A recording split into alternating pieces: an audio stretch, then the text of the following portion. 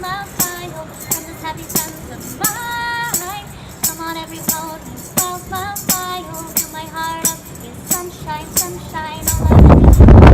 Hello. Reporting live from the Brony convention. What? A Brony convention? That's right, the Brony convention. Today I am wearing Let's see if you notice me. We're going in.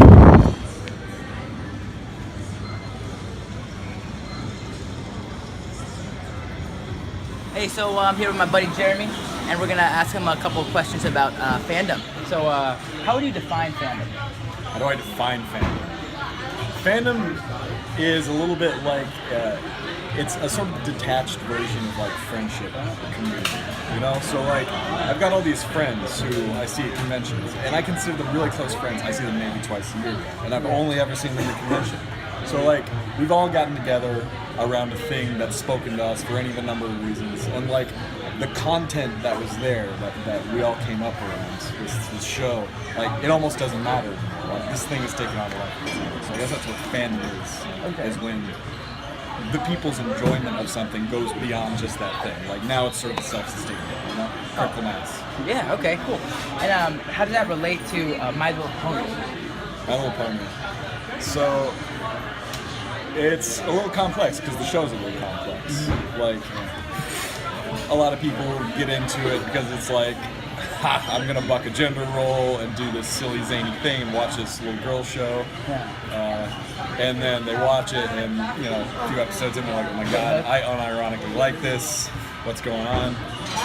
But then from there, like, it speaks to different people in different ways, because it addresses so many different archetypes and so many different kinds of things that you can do with those archetypes that people like it for different reasons. So that's why this fandom is really complex. Like, there's a graphical art side to it. There's a side of people who just want to get into show production, and like, they see a show they really like, so they want to get into the industry. There's a musical side to it. There's just so many facets of this, and some people are here just for one, and some people like it all. But, you know, I think that lends it a real, you know, complexity and depth, and it's hard to get bored of a convention like this because there's so many different things going on. Cool. And what's your favorite thing about this TV show, My Little Pony? My favorite thing about the TV show, it's painted in very broad strokes. I like simplistic imagery. Okay. Because it sticks. You know, details get old, but if you have something that's archetypal and abstract enough, it can't get old. It just can't. Cool.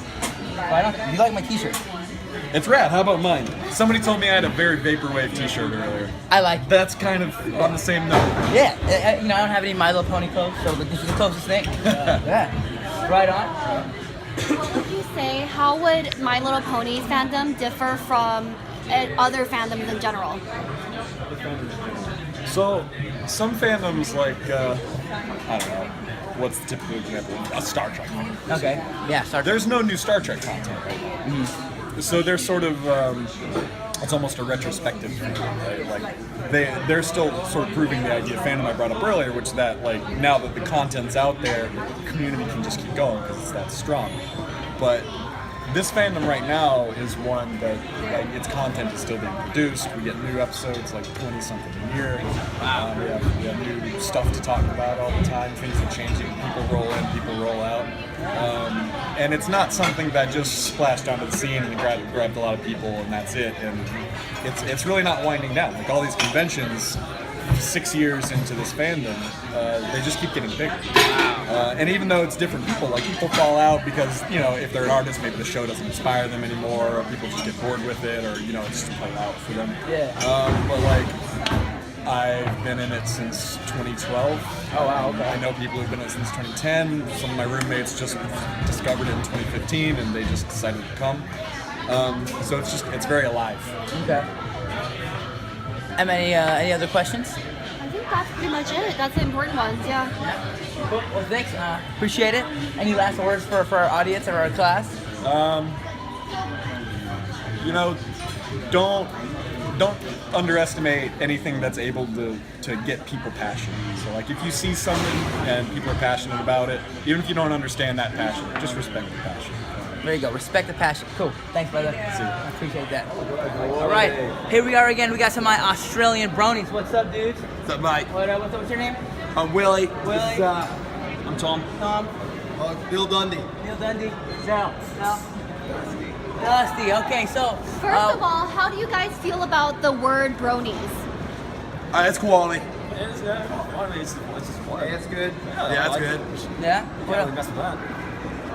That's all. That's all. Okay, so you guys having fun?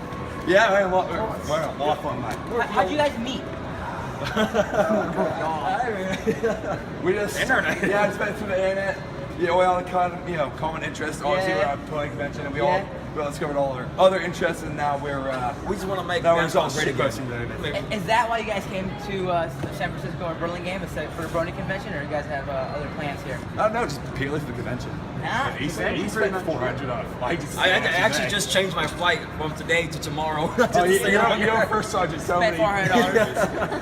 What do you guys do for occupation other than being bronies? What's your job? I'm in the army. That's badass. You got an army guy. All right, what's your occupation? I work in a meat market. Meat market. Also drink a That's lot. cool. Cool. About you? Drinks a lot. I'm a busboy at a restaurant. Boy, what about you, sir? Army, and I actually work at a pet store. Army and pet store. That's still Mike. Pet store. Okay, so as you can see, we have a nice diverse group. Australian drinking buddy. We got a couple army guys. Pet store guys. Pet store guys. You Gotta know, still a bus boy. Cool. Like I said, similar Gentlemen, interests. how do you feel about the stereotypes that bronies often get? That for the fact that because we are grown adults who like a show aimed for small girls. Well, Sheila, I'll tell you exactly what.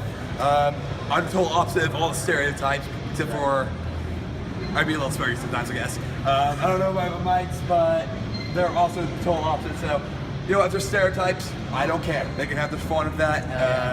I don't. It's not me. That's beautiful. It's not me, mate. All I look at is all the good that the bronies have managed to do, and I'm just like, man, you can take your stereotypes and just shove them. Who cares? I'm just a stereotypical Australian. Aussie. So, how do you feel? What do you feel is the definition of fandom? A group of individuals, a community. A group of individuals, a community of people that all have the same interests in like a show, like a comic book, something like that. I guess that's what it is. Was this sound right for you, mates? Yes, it's about good, Mike. Quality. How does the My Little Ponies fandom break the mold of regular fandoms, and how is it the same? You know, it's actually weird. I've been here since like, I don't know, what, 2012, something like that. Like a bunch of other fandoms, like they'll pop up and sizzle out or random pearl of it. This fandom like grew as like a culture shock basically. It started out as a couple guys on, if I remember correctly, it was the cartoon board of 4chan. Just happened to watch the show and like, oh hey, this is actually good.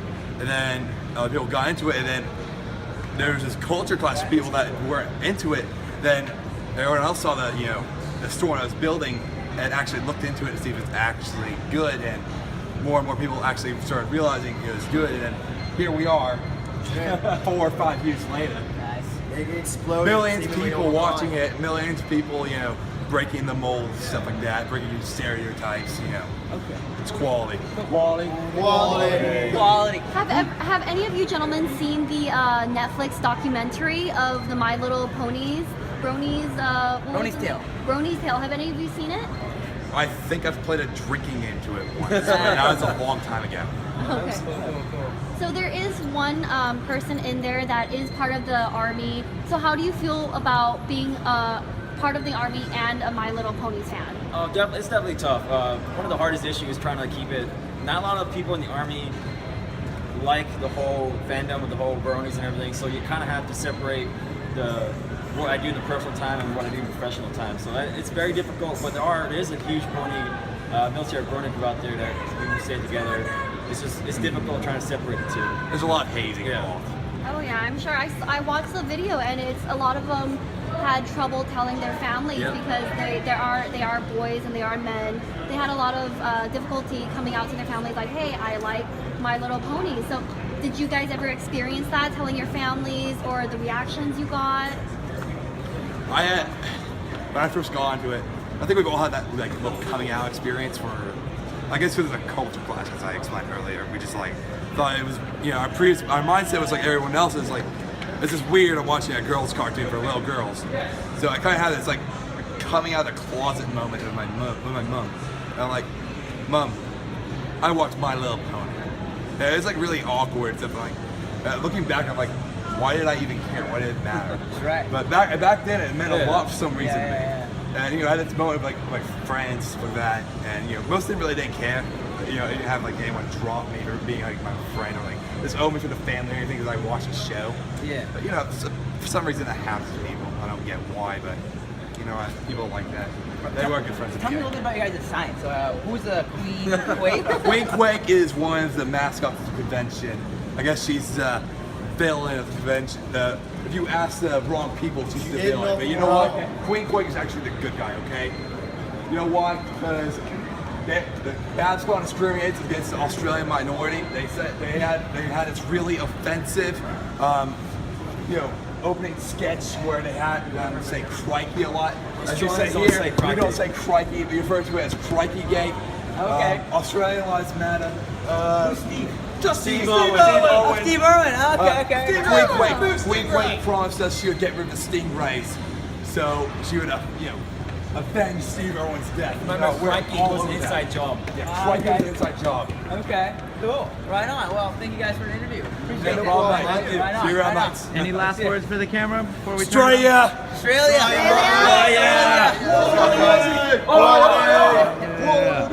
Thanks, guys. Quality. Agreeing to answer some of our questions today. So we have a culture study program that we want to ask questions about, and basically it's about fandom, what you feel like fandom is about, and how My Little Ponies has met your expectations of what a fandom is, and how it's broken the mold, and how it differs as well. Well, when I think of a fandom, I basically think of like a community that results from like a common interest in something. Be it My Little Pony, a different cartoon, a movie, and sometimes like for furries, it's just an interest in cartoon animals basically. And it basically just kind of creates a social community, and it grows into being a subculture.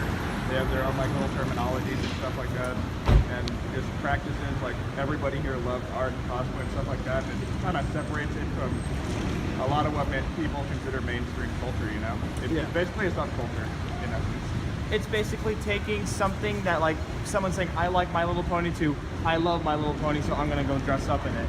So it's one extreme to another. So what do you feel, how do you feel that My Little Pony is the same, what similarities does it share with normal fandoms, such as mainstream fandoms, and how it differs and how it's special? Well, the nice thing about it, how in similarities, is that it brings everyone together for these big conventions, in that differences aside, because everyone has their differences, we all come together for one big thing that we all love, which is My Little Pony.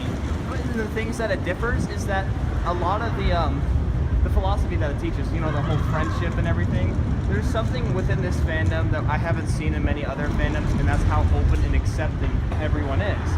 It's really nice, and everyone here is having a great time, and I've made plenty of friends all throughout the weekend. And how do you feel about, I don't know if you gentlemen have watched the My Little Pony documentary that Netflix did? I watched part of it. Part of it. How do you feel about it? Do you think it accurately portrays the My Little Pony fandom, or what do you have to say about it? I think it honestly differs for every single person in the fandom. It did a pretty good job with certain people within the fandom who were a bit horse famous, and the horse famous term is people who are famous in the Brony fandom. But I think every single person has a different reason why they were drawn into this fandom. I was drawn in because I've grown up with cartoons my entire life, and there was just something about My Little Pony that I really enjoyed, and now I stay here for the fandom mainly.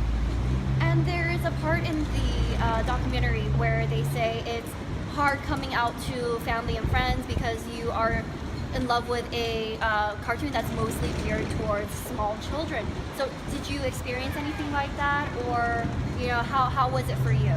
Nah, not really. Because it's just like, for a lot of people, like talking to their parents about that, they have like that kind of fear, that anxiety that comes with it, because it's kind of like saying, hey mom and dad, I'm different than a lot of people, and a lot of parents, they try and encourage their kids not to, I noticed, just for the fact that like they're worried their kids are gonna get stigmatized or made fun of, stuff like that. Yeah. I personally was lucky, and my parents were just like, Yeah, we don't really care, and that's kind of like the progressive attitude. It's like you're not doing drugs, you're not doing anything illegal.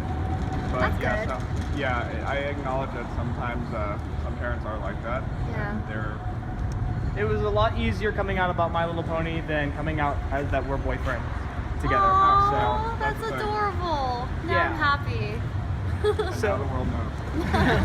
That's adorable. So, have you faced any of the, harassment or bullying because of the fact that you are My Little Pony fans? Never in person, really, only no. on. I have hardly ever gotten it, but the only time that I did get it, it's always been online. I honestly think that whole harassment against My Little Pony is something that you would see online because there's your little keyboard warriors and everyone who thinks that they can hate on everyone else. But I can probably bet that any one of those people making fun of My Little Pony, if they were to see us in person, they wouldn't do it. I'm glad. And is there anything else that you'd like to share that we haven't asked the question about today? Enjoy what you do. Don't let anyone tell you different just because it's something different. You don't really see people dressing up in an animal suit walking around, but I love it and that's all that matters, so do what you love. Thank you so much, guys. I appreciate you guys. And you, sir? I would also just add in, just being different can lead to really amazing things.